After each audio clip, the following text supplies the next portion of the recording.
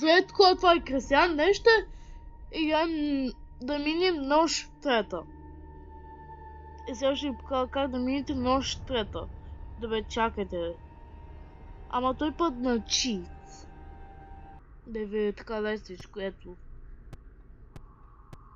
Ето, вземате тези неща, ако имате 4 звезди. Ето, вижте, как ще минете сега нощ трета. Ето.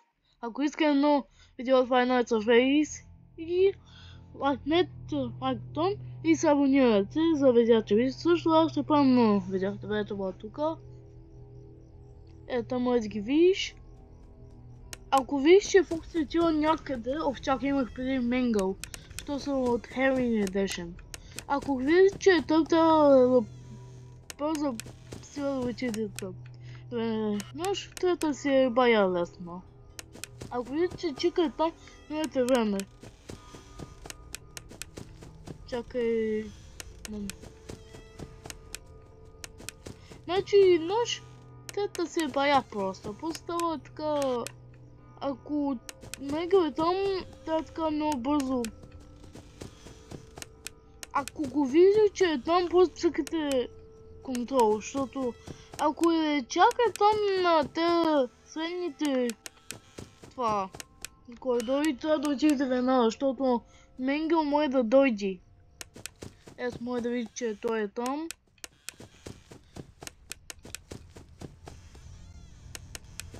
Добре, чакайте сега. Ако видиш, че...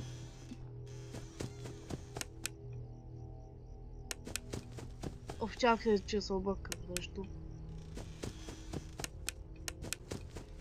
Добре, ето виждате. Ако виждате това, означава, че Бъни е там. Добре, чакайте сега. Добре, това бе странно.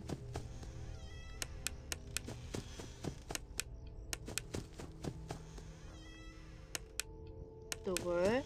Просто това така да бягате. Ако чуете дишане, ако нямате това, трябва да имате слушалки. Така ще ви направи по-лесно. Добре, Фокси бай може да дойде чака там. Или не.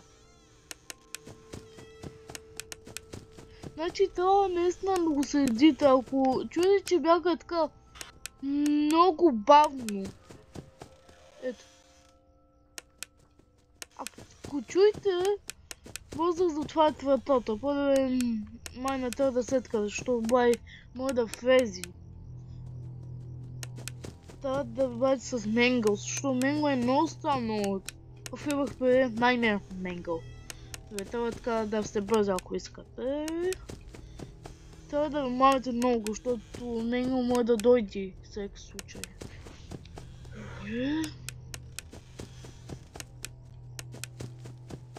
Видяхте ли, това бе странно. Чика на как се активира там. А чакай, чекайте, защото...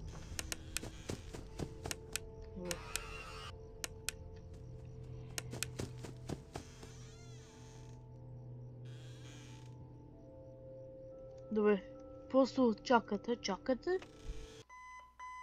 Ето. Видяхте ли как съм ял нощ трета? Ако ви хареса това видео, бай-бай! И да